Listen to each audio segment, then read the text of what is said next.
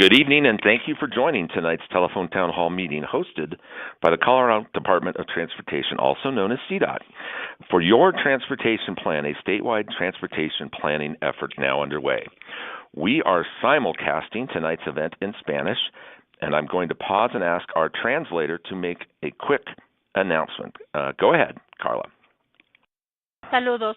Si desean participar en español, por favor oprima el asterisco y luego el 0. Thank you. Gracias. I'm Roger, and I'll be your moderator tonight as we talk about transportation in Alamosa, Archuleta, Conejos, Costilla, Dolores, Hinsdale, La Plata, Mineral, Montezuma, Rio Grande, and Saguache, and San Miguel, and San Juan counties. There's a long list there. Our panel members tonight include Transportation Commissioner Mark Garcia and the CDOT Regional Transportation Director for this region, Julie Constant. Before we begin, I want to take just a moment to tell you about the format for tonight's interactive call. We want to hear from you, so if you'd like to ask a question or make a comment, please press *3 on your telephone keypad, and you will be transferred to an operator who will take down some basic information. Once the operator notes your information, you'll be returned to the call and can listen to the conversation until you're called upon. So press *3 on your keypad to ask a question or make a comment. If you want to view slides that accompany tonight's call, log on to CDOT's YouTube page, which you can find at yourtransportationplan.com. Additionally, CDOT has launched a 2050 statewide plan survey that you can take, and that survey is also available at yourtransportationplan.com. Since our panel would like to hear from as many people as possible, we'll ask you to limit yourself to only one question. When it's your turn, I'll call your name and ask you to repeat your question for our live audience. We've got several hundred people listening in. Finally, we will be asking 4 important polling questions during the call, and I'll explain that process to you in a few minutes. Now, before we get to your questions and introduce our panelists, I'd like to turn it over to Deputy Director Herman Stockinger for some opening remarks. Herman, go ahead. Thanks, Roger. Every 4 years, CDOT reviews Colorado's transportation needs and creates a plan to guide future investments, and we need your help. Our transportation dollars are limited, and with a state as large and diverse as Colorado, we want your feedback on CDOT's priorities and how best to distribute our limited resources. CDOT's first priority is to fix our roads. We know potholes don't fix themselves, and that safer, smoother roads mean fewer accidents, lower repair bills, and a better quality of life. Our second priority is advancing transportation safety. Everybody deserves to get home safely, whether by driving, walking, biking, or riding transit. Transportation safety isn't optional, it's essential. Our third priority is to sustainably increase transportation choice. This means ensuring people have transportation options to get where they need to go. And the more ways we can move without a car, the cleaner air we all breathe. CDOT is taking an aggressive approach to address the condition and quality of our roadway pavement and other transportation assets. So, this citizen-informed transportation planning approach will produce smarter investment priorities based on what Coloradans need today and position our state for the future, reflecting the wisdom that you're bringing to the conversation. CDOT understands that every part of Colorado has unique qualities, and this telephone town hall is all about listening to you. So let us know what's working well and what can be improved. And we're looking forward to hearing your questions and comments. So again, please press *3 to get into the queue. Roger, back to you. All right, thank you.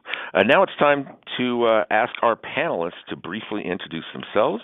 Let's start with your Transportation Commissioner, Mark Garcia. Mark, go ahead. Thank you, Roger. Good evening, everyone. Thank you for joining us tonight on this forum to discuss the statewide transportation plan. I'm the Transportation Commissioner representing District 8. It's the counties that Roger briefly mentioned earlier. I was appointed to the Transportation Commission in July of 2021.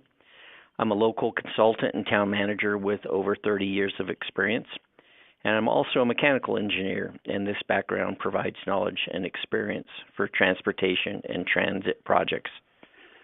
Also, my local government experience It's useful for budgeting and project management. I've lived and worked in Region 5 and traveled practically all the state roads within the district. I understand the challenges that exist throughout the region. My term is up this month and I'm not seeking reappointment. Transportation affects every person, every industry, every community in Colorado. It does not have one-size-fits-all solutions, and it is important we work together to ensure a safe and effective system that is tailored to the needs of Southwest Colorado. Your participation this evening is valuable for us to gain your insights and expertise within your region's needs, challenges, and priorities. Thank you for taking time to be here tonight. We sincerely appreciate your participation and look forward to hearing from you. Now, I'll let Julie Constant, the RTD for Region 5, introduce herself. And as a reminder, please press 3 to get in the queue to ask your questions. We want to hear from you. Thank you. Good evening. Thank you for joining us, everybody. My name is Julie Constant, and I am the CDOT Regional Transportation Director for Region 5. I have had the pleasure of leading a dedicated team in planning, design, construction, and operations and maintenance of Southwest and South Central Colorado highways since I took on this role in March of 2021. And another thing I can brag is I've lived here in this part of the state since about 1976. I began my career with CDOT serving in 2017, serving as Region 5's Traffic and Safety Program Engineer, where I worked with local agency partners across 15 counties to improve safety and multimodal options for all highway users. As a regional director, I am committed daily to ensuring our transportation assets are maintained and rehabilitated for the safety of the traveling public and the needs of our traveling public. Our mission is to enhance the quality of life and environment of the citizens of Colorado with an integrated transportation system that safely moves people and goods, and the stewardship of the money and tools provided by our teams.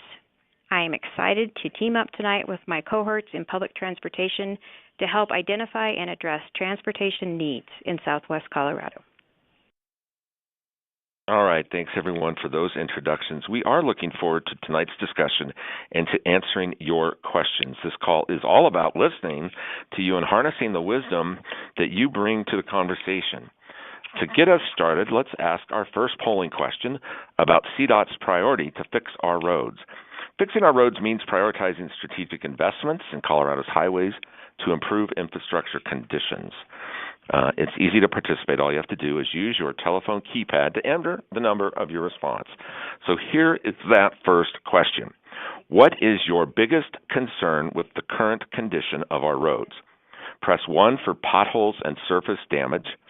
Press 2 for the lack of maintenance or repaving. Press 3 for poor bridge conditions. And press 4 for none of the above. So again, 1 for potholes and surface damage, 2 for maintenance or repaving, 3 for bridge conditions, and 4 none of the above. Record your vote now. We'll share the results with you in just a moment. And again, I know you've heard us remind you a lot. Press *3 if you'd like to get in the queue. We've got several people lining up, and we want to hear from as many of you as possible. So get in the line early to make sure we get to your question. I'm going to now turn it back over to Regional Director Julie Constant. Julie, would you tell us a little bit more about some of the trends and challenges and opportunities you're seeing here in this area? You've got a big area you covered. Go ahead. Yes, I do. I have a very huge, diverse region, which I love.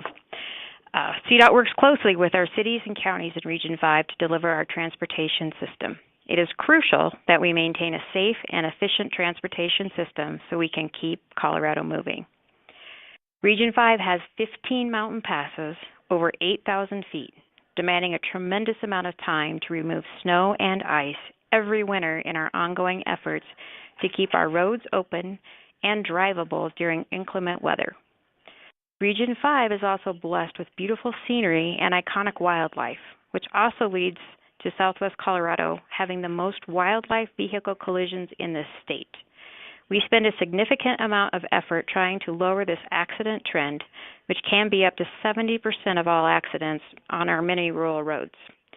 We also see a disparate range of roadway users, from large amounts of oil and gas traffic, farming and ranch equipment, even Amish buggies, all trying to share our roads with a large influx of tourist-based traffic we get every year. All of these various users share our two-lane highways that have been in this configuration since the 1960s. Being in rural Colorado, we all recognize the need to develop partnerships with our stakeholders to bring about big changes. CDOT has successfully partnered with cities and counties throughout the Southwest to bring in large amounts of grant funding to the needed safety and mobility improvements in the area of our state. All right. Thanks so much, Julie. Again, if you have a question or comment, press *3. We've got a bunch of you in line. We'd like to hear from more, and we're going to go to questions in about 1 minute. So press *3. Let me start with the results of our first polling question, and we asked, what is your biggest concern of the current condition of our roads? 43% of you said potholes and surface damage. 21% said poor bridge conditions. 18% of you said maintenance and paving, and 19% of you said none of the above. We'd really like to hear from those 19% of you. What is your top priority if you selected none of the above? Please press *3 and share that with us. Okay, let's then ask our second survey question before we start taking your questions. So here's the second question. Our next, it's related to CDOT's priority to advance transportation safety.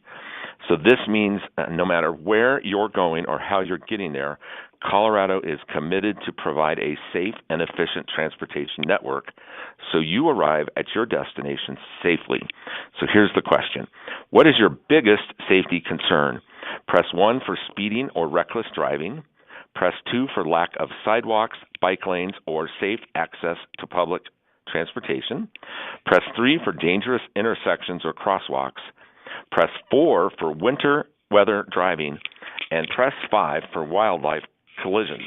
So again, 1 for speeding and reckless driving, 2 for the lack of sidewalks, bike lanes, and safe access to public transportation, 3 for dangerous intersections or crosswalks, 4 for winter weather driving, and 5 for wildlife collisions.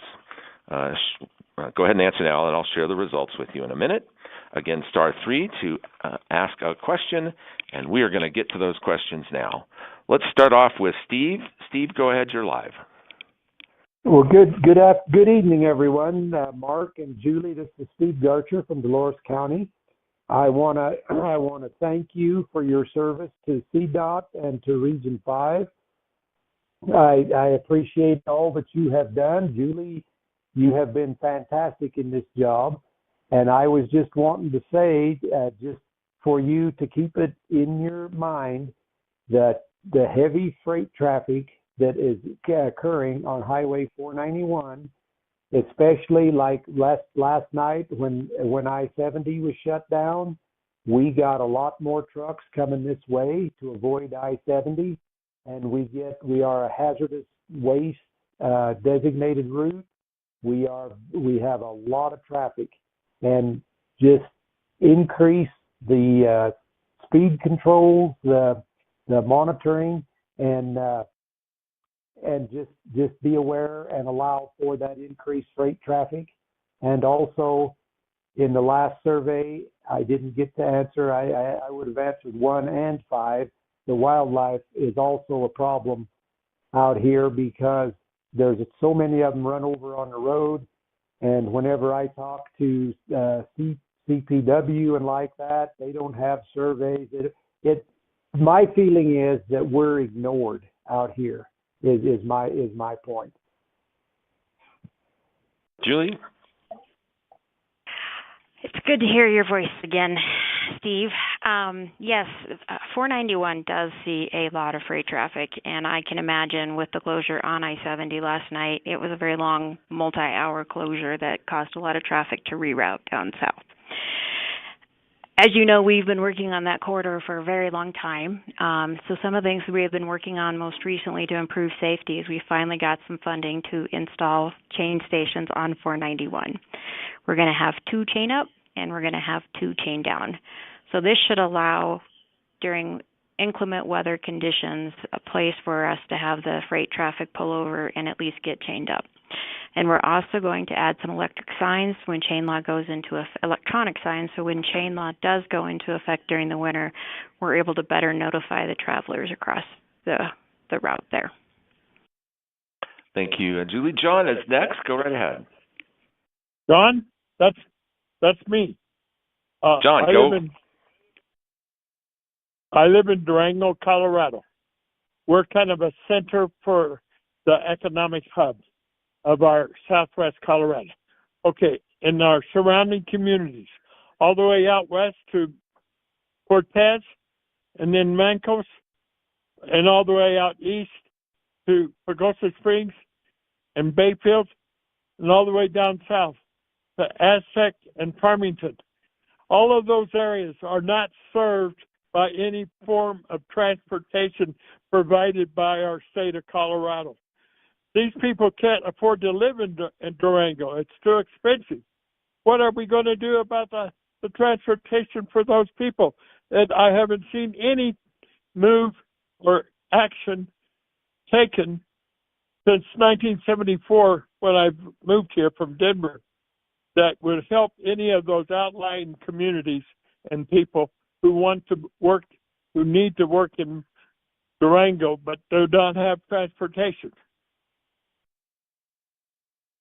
Is there any project or program coming up? So, John, thank you for your question. I appreciate it. And, as someone that grew up in this part of the state, I hear what you're saying.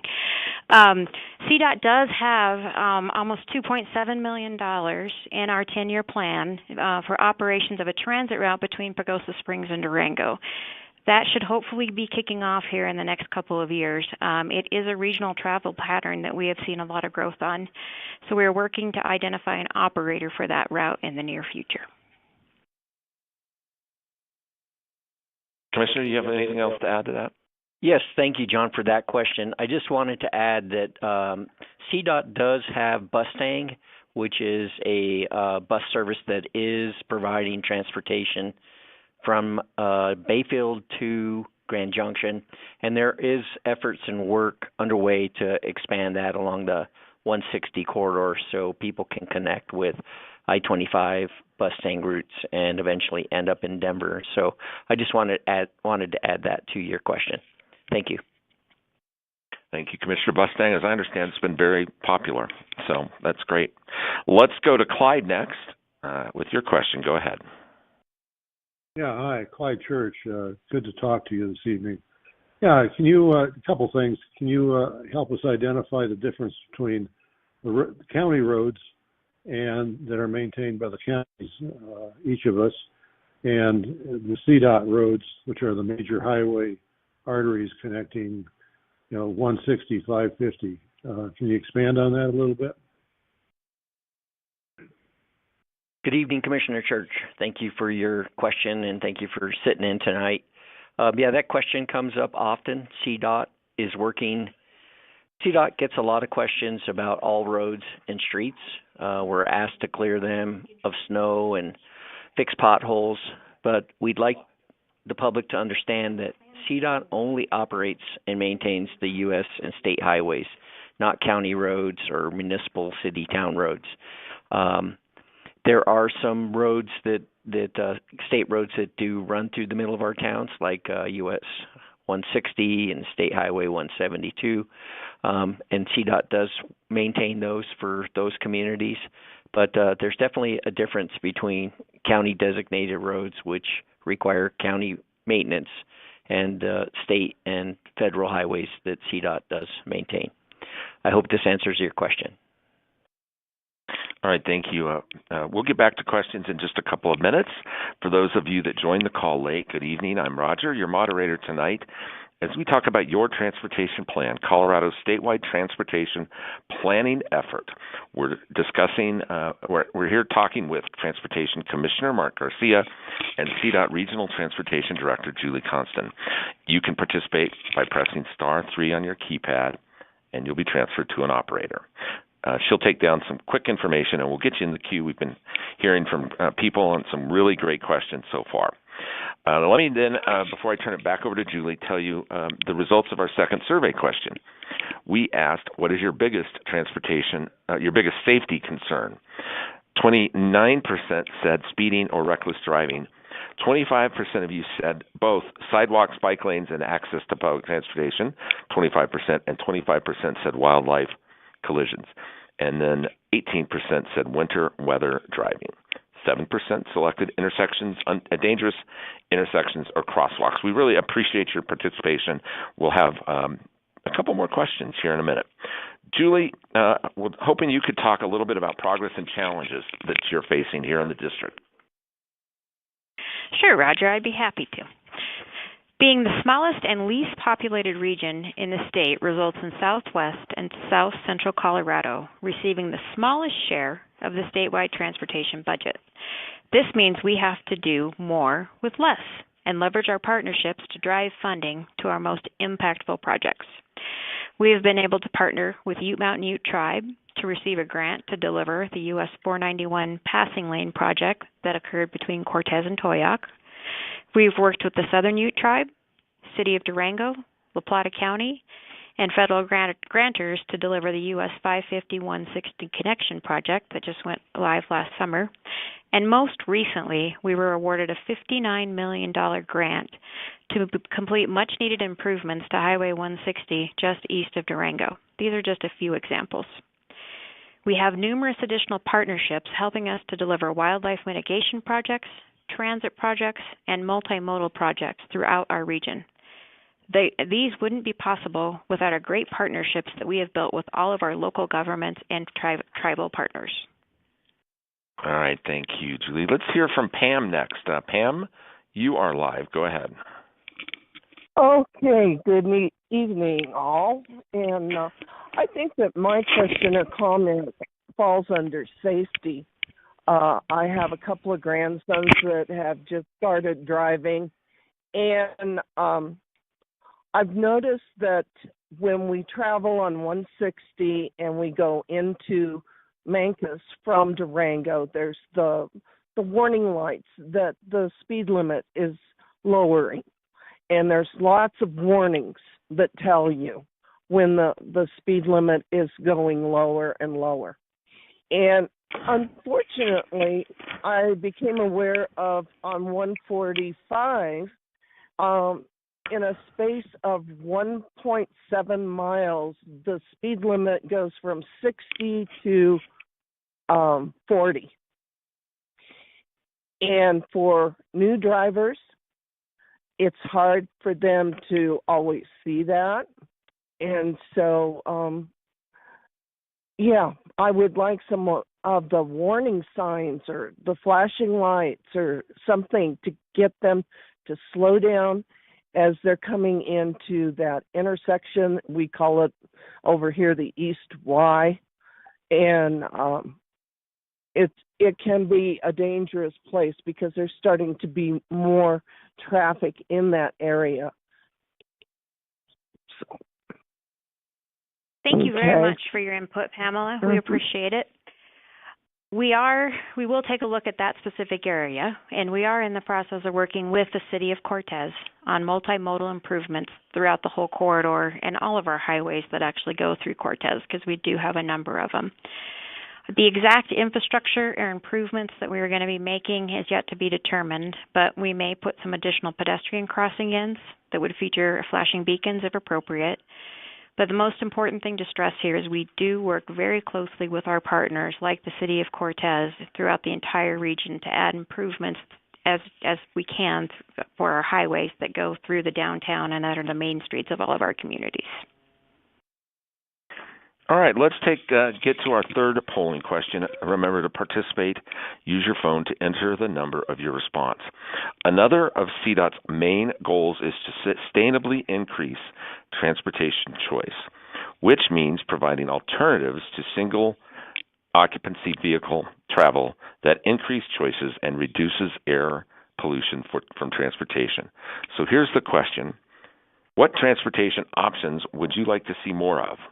Press 1 for public transit, things like bus, Mustang we talked about earlier, train, etc. Press 2 for walking or bike biking infrastructure. Press 3 for ride-sharing or micro-transit, such as on-demand shuttles. Press 4 for safer or more accessible streets for people with disabilities. And press 5 for none of the above. You prefer driving. So 1 for public transit, 2 for walking or biking, 3 for rideshare or micro-transit, 4 for accessible streets for people with disabilities, and 5 for none of the above. We're going to get back to questions here in a minute. If you'd like to ask a question or make a comment, press star 3. Let's go and take a question that's timely based on the question, the survey we just asked. We'll hear from Jim. Jim, go ahead. Hi. My concern is about biking. I almost exclusively bike. I live in Durango. And my concern is getting bicycle paths and bicycle lanes and accommodations for bicycles in general separated physically from traffic, especially high-speed traffic.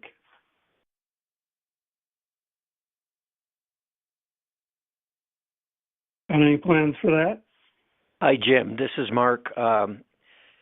I'm going to take your question. So CDOT does have a policy directive that requires us to look at incorporating bike and pedestrian features and improvements for all projects. Additionally, CDOT provides grants to local governments specifically to install and or improve bicycle and pedestrian infrastructure. CDOT planning staff works closely with local governments to identify the best pots of money to go after.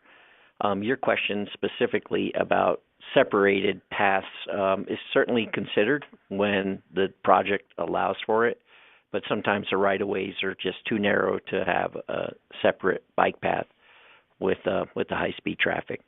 So I hope that answers your question. Thank you.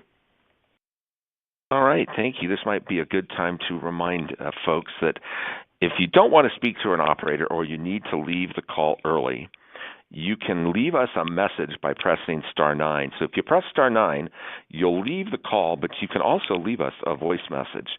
And then again, star 3, press star 3 on your phone to connect with an operator. You may also provide CDOT with feedback via the online interactive survey at yourtransportationplan.com. So you can take the survey or send us a comment there, yourtransportationplan.com. All right, Grayson is next. Go ahead. Oh, hi, guys. I guess after listening to the call, my question has kind of morphed. So apparently it's the local county that is responsible for more of the maintenance in my area. And while they have brand new trucks every year, they somehow magically don't have funding to take care of washboard roads or washed out roads. We actually had a senior citizen break down on one of the quote-unquote roads out here. What kind of pressure can CDOT put on a local government to ensure that the money is going where it needs to go and maintaining the roads in our beautiful state? Hi, Grayson. I'll take that question. Mark here. I have a lot of local government experience, and so I think I understand your question. The counties basically raise road and bridge funding through mill levy that they have in their tax base every year, and with those funds, they are to maintain roads. I don't know what county you're in, but with those dollars, they should be providing equipment for maintenance and maintaining those roads. To answer your question, CDOT really doesn't have any funding to share with counties on their county road maintenance. I'm not sure if we can really exercise any pressure to put on them for maintenance of roads, but I would say reach out to your county commissioners and make sure you're being heard. Thank you. Thank you. Here are the results of our third polling question. Again, we asked, what transportation options would you like to see more of? 32% of you said public transit. 28% of you said none of the above, you prefer to drive. And 18% said walking or biking infrastructure. 11% each said selected rideshare or microtransit, or another 11% chose safer or more accessible streets for people with disabilities. Thank you for sharing those opinions. We'll have one more question here in a minute, and we're going to go back to the phone line with Mitch. Go ahead. Hi, yes. I actually have two quick questions for you. One, I know I live in Durango, and I know the transportation goes up towards Grand Junction, and you can take a train across to Denver. My question is there going to be I didn't see anything in any of the plans to make some of the ski areas on the Front Range accessible traveling by public transit from here. The second question is related to more directly going up 550 from Durango towards Purgatory or anywhere in the Durango area. There is no public transportation. I know I work at Purgatory, and they do provide an employee bus 2 a day, one up and one down, but there's nothing for our customers up there or our patrons. They have to drive. There is no public transportation or any transportation other than private car service from Durango Airport up towards Purgatory Ski Area up 550. I was curious if there's any chance of that happening once or twice a day. I'm not on a schedule to provide transportation from town because we do have a lot of guests coming from out of town in here and flying in and have no transportation available to them. Hi, Mitch. Thanks for that question. We actually just heard from Purgatory Ski Area within the last 2 days, reaching out to CDOT to see what type of options and how we could partner with a solution trying to get a bus to Purgatory. We are working with the City of Durango and La Plata County as well as Purgatory to see what type of funding options could be come up with to help fund a route that would go up to Purgatory, similar to the ski areas. And yes, there is a Mustang route that does go from Durango up through Grand Junction, and then you catch a different Mustang line from Grand Junction across I-70 to Denver. The San Luis Valley is working with a number of transit partners over there as well to run more transit service from Alamosa and up into Denver through a couple of different routes. And I know some of the transit agencies have been requesting CDOT for a while to try and get a route along 160. At the moment, I don't think we have funding for it, but it's definitely something that we're paying very close attention to. Okay, Catherine, you're next. Thanks for your patience. Go ahead.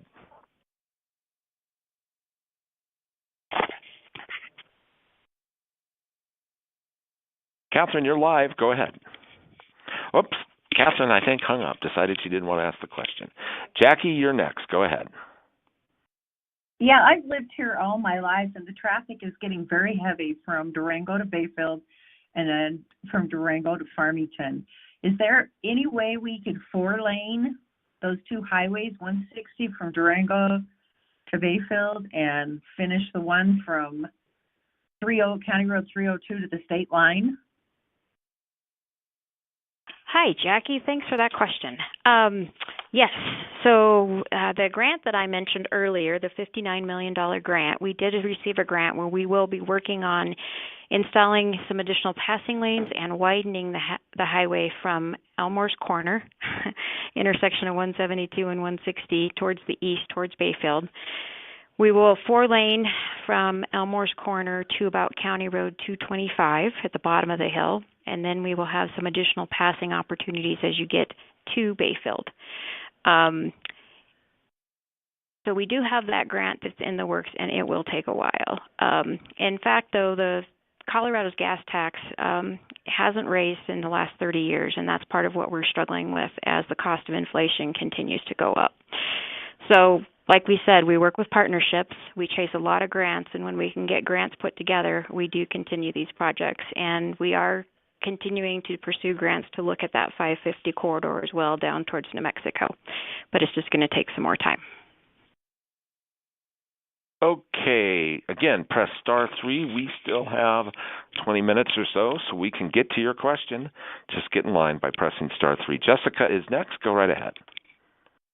Hi, good evening. I wanted to know if there's any possible way to put up tall fences or something to help prevent the wildlife from being hit on the highways and injuring people on the roads. And I had another question on also the infrastructures on, sometimes they put the guardrail in many places that are needed, but then they put some guardrail in places where I just know it's just plain highway, and wondered if the monies of spending that for the guardrail could go into something better, like the fencing, tall fencing for areas of wildlife, heavy traffic of the wildlife. Thank you. Hi, Jessica. Thank you for your question. This is Mark Garcia, and good question. CDOT is currently installing additional wildlife fencing near Fort Garland. I'm not what part of the Southwest region you're from, but that's the next project for CDOT. CDOT uses wildlife prioritization studies, which identifies wildlife hotspots and conflicts with wildlife. Those are the locations that we have targeted recently, and also we just completed the Chimney Rock project, which has an overpass and an underpass, and there were multiple entities that participated in that project, the Southern Ute Indian Tribe and the Division of Wildlife and so on. So we do look at fencing and try to install it in these areas that we have identified in our prioritization study, and the goal is to reduce the animal impacts for sure. All right, let's ask our final survey question. And that question is, of CDOT's 3 main priority areas discussed tonight, what do you think CDOT's top priority should be? Press 1 for fixing our roads, press 2 for advancing transportation safety, and press 3 for sustainably increasing transportation choice. So again, of the 3 priority areas that we've discussed tonight, which do you think is the top priority? 1 for fixing our roads, 2 for advancing transportation safety, and 3 for sustainably increasing transportation choice. And we appreciate your feedback. Just use your telephone keypad. Again, *3 to get in the queue. Julie, one of our 3 priority areas is advancing transportation safety. I know you have been doing a lot of work on avalanche mitigation. Do you want to talk a little bit about that? Yes, I'd love to, Roger. Yes, so part of the uniqueness that we have within southwestern Colorado is those 15 mountain passes that I talked about earlier. In December of 2023, CDOT was able to complete the installation of 5 remote-controlled avalanche mitigation on Red Mountain Pass between Silverton and Ouray. This project installed remote-controlled systems devices that can be ignited through a cell phone or a tablet. What this allows us to do is, instead of using military avalanche shooting bombs up towards the hillside to get avalanches and snow to come down on the highway when we need to do avalanche mitigation in the wintertime, is these fixed systems provide a very precise and reliable way to get avalanches to run down on the highway. So our teams have completed over 30 avalanche control missions with these new devices.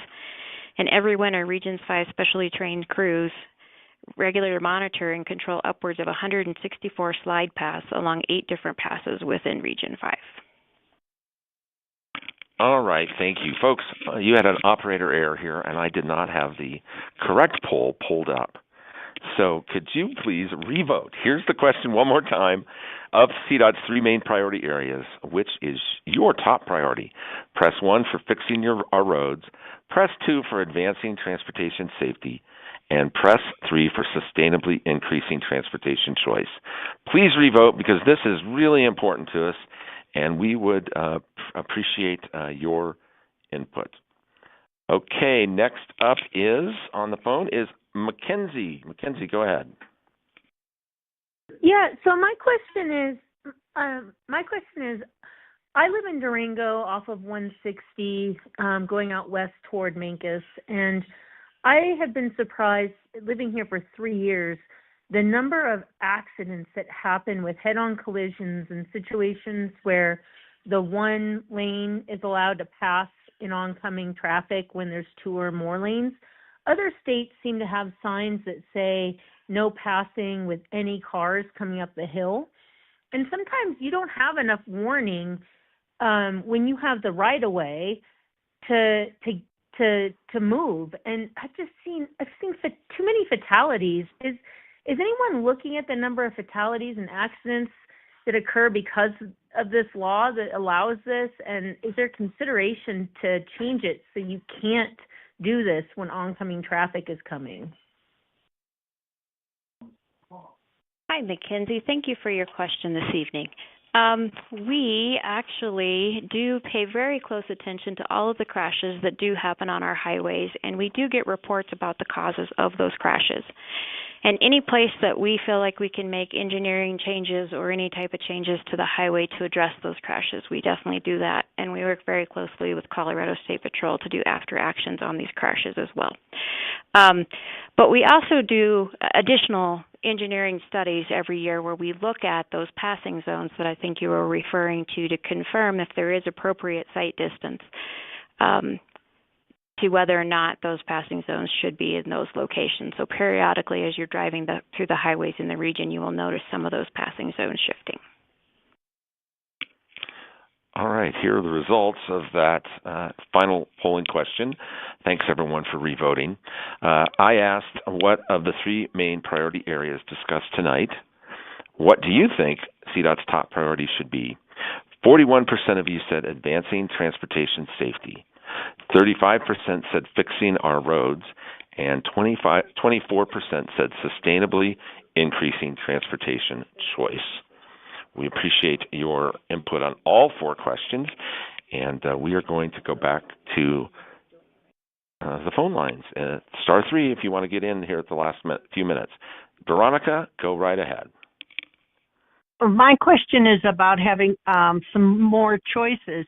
When I fly out of Durango, where I live, I had recently not been able to get a ride from a neighbor to the airport, and so I called a transportation company in town. I don't remember the name, but it was $125 each way to take me to the airport, which is about a 22-minute drive from my house to the airport. So if there was a public transportation or some other kind of I don't know, it could be a car, it doesn't have to be a bus, but something that'll take you in and out of the city, it would be awesome. And I wondered if there were any plans like that going to the airport from Durango to the airport. Thank you. Hi, Veronica. Mark here. Good question. Surprisingly, there is no transportation option between Durango and the airport. It's a very good question. And I think, I know it's being studied by the City of Durango. I know Roadrunner Transit runs from Ignacio to Durango daily, and they pass the airport, and that is potentially a drop-off option for people coming from Durango down Highway 172. But at this time, unfortunately, there are no transportation options to the airport. Thank you. Thank you, Commissioner. Julie, 35% of folks on the call selected fixing our roads as their top priority. I know you've got a lot of lane miles and you've been doing some resurfacing. Do you want to talk about some of those? It would be great, Roger. So yes, last summer we did a very large chip seal project where CDOT and our prime contractor, Intermountain Slurry Seal, we performed 36 miles of chip seal overlay along two heavily trafficked corridors of US 160 located west and east of Durango. Chip seal applications are a cost-effective way to extend the life of a roadway and add a restorative coat to the road surface, preventing potholes, cracks, and from forming. How many miles do you maintain here in your district? Do you know that? Off the top of your head, I know I shouldn't have just asked it, but it's a bunch. 30,000 lane miles. Wow, thank you. All right, let's go back to the phone lines. 41% of you said advancing transportation safety. was your top priority. And I think, Richard, you have a question about safety. Go ahead. Hey, you're able to hear me right now? We sure can. Go ahead. Okay, great. Thanks a lot. Well, I'm probably just following up with that other person's comment about passing lanes between Durango and Mancos. And in particular, we live in Mancos, and when we head towards Durango, I'm trying to train myself, always stay in the right lane, never pass anyone, because that lane going uphill always has people going 70 and 80 miles an hour coming down that hill because, like the lady said, it allows you to pass in a completely unsafe area. People going slow up this hill trying to pass a truck, and here comes a truck barreling down. They got to go back 15 years, you'll find cars on fire, people injured, killed. It's got to be improved. It's a striping issue. It shouldn't be delayed another year. That's more of a comment than a question. Appreciate your comment, Richard, and we'll keep an eye on that. All right. As we get close to wrapping up, Julie, perhaps this would be a good time for you to talk about other things happening in the region or things that are planned in the future here in the region. Well, Roger, during the spring and summer, it is construction season here in southwest Colorado. We like to take advantage of favorable weather to accomplish our construction projects. And I'd like to talk about a few of these projects and work zones that are underway in the region that you may be driving through within your counties. US 160 Pagosa Springs Reconstruction Project. This project will replace the current asphalt roadway with new concrete road surface through the Pagosa Springs Downtown Business District. A unique aspect of this project that has been partnering with several entities, including the town, Pagosa Area Water and Sand District, and La Plata Electric, to upgrade aging infrastructure underneath US 160 and Pagosa Street. The benefits of this project include replacing old asphalt with new concrete pavement that will increase the lifespan and longevity of the roadway, requiring less maintenance. Concrete is less susceptible to wear and tear under heavy volumes and stopping and starting stresses. Pedestrian crosswalks will be safer with flashing signs installed near 3rd Street, 2nd Street, and 6th Street, along with concrete pedestrian refuge islands in the center of the highway, improvements to sidewalks and ramps that will be compliant with the American Disabilities Act. We will also be installing some wildlife fencing just east of Fort Garland, as well as 3 wildlife underpasses. Wildlife vehicle collisions are a huge concern for our rural region, and this project will improve highway safety for both the wildlife and the motorists, building wildlife safety improvements that include the 3 underpasses, some deer fencing, escape ramps, as well as deer guards. The US 550 Rockfall Mitigation and Retaining Wall project. This project is located on US 550 between Durango and Silverton. Anyone who's driven this corridor of highway has seen the number of rocks that come down on it. The rockfall mitigation will take place nearing Deer Creek, where crews will scale the cliff face to bring down any loose rock and then create a rockfall containment barrier catch. And a crib wall replacement will take place near the summit of Coalbank Pass. Crib walls are basically retaining walls, and they provide stability under the roadway and are essential elements for our highway design.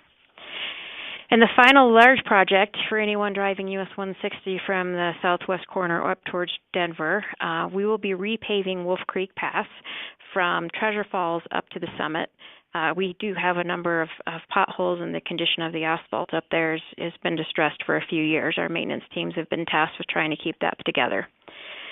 We will be doing asphalt paving for the entire length of the project. We will be installing some centerline rumble strips to help in the wintertime so that drivers know where the center of the highway is at when it's covered in snow.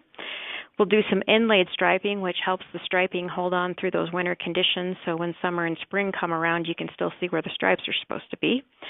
We will be improving our guardrail, making it higher and more up to date, and doing some additional sign work, as well as taking care of a big bump that we have at what we call the Half Bridge just east of Treasure Falls. All right, thank you. We got a couple questions that came in online. Let's start with one from Jennifer. She asked, she said, my family and I travel a lot. Does CDOT offer any resources to help drivers navigate across the states? Good question, Jennifer. Thank you. Commissioner? Thank you, Jennifer. Thank you, Roger. So CDOT maintains a database of crash data, and it includes pattern type and the cause. Based on the data, some locations may qualify for safety-specific data. We also evaluate safety with every new project we do to make sure we address any safety concerns at that location. Okay, great. Here's another question that came in online, and it came in from John. He asked, are there any plans to charge the electric vehicles to use the road since they don't pay a fuel tax? That's always there's always a lot of discussion around that, isn't there? Yes, there is, and there are actually more and more electric vehicles showing up in southwest Colorado, and we have a number of charging stations that have been appearing in this part of the state as well. So in Colorado, electric vehicle owners pay an annual fee in addition to regular registration fees. This fee is currently $57.19 for the 24-25 fiscal year, which will increase with inflationary adjustments. There's also a road surcharge equalization fee, which is $12 for all electric vehicles and $8 for plug-in hybrid vehicles on your registration fees as well. So it's paid up front instead of at the gas pump, sounds like. That's exactly it. All right, one more question that came in online from Jackie. And this is, it was a beautiful day, but it's not far before we start seeing snow again. She asked, do maintenance crews get shuffled to tackle areas that are getting hit hard with snow? Thanks for that question, Jackie. Yes, we do actually adjust our resources, our manpower around as snowstorms are coming in. CDOT actually has our own forecasters that are able to forecast storms as they're coming in. So they work closely with our maintenance teams to figure which areas of the region are going to get hit the hardest.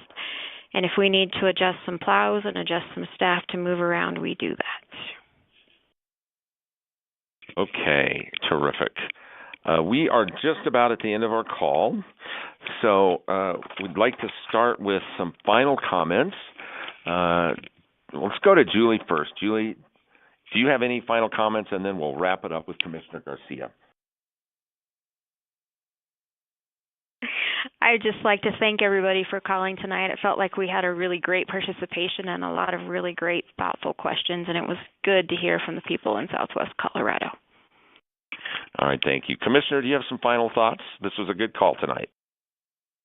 Yes, I would concur. Thank you, everyone, for making time this evening to join us and give us some feedback on the statewide plan. It's very helpful. I would encourage everybody to stay engaged and participate in events such as this. Get your voice out, be heard, and continue to be an active member in our area and within your communities. Thank you again for joining us. All right, thank you, Commissioner. On behalf of the entire organization here tonight and our panelists, we thank you for participating. If we didn't get to your question or you've thought of something else that you'd like to comment on, you can stay on the line and you'll be directed to a voicemail system. Also, don't forget, if you'd like to respond to our transportation survey, or send a comment about the plan, you can go to yourtransportationplan.com. So on behalf of Commissioner Garcia, our Regional Director, Julie, and the hardworking team here in the region, thank you for joining us tonight. Please drive safe. Good night.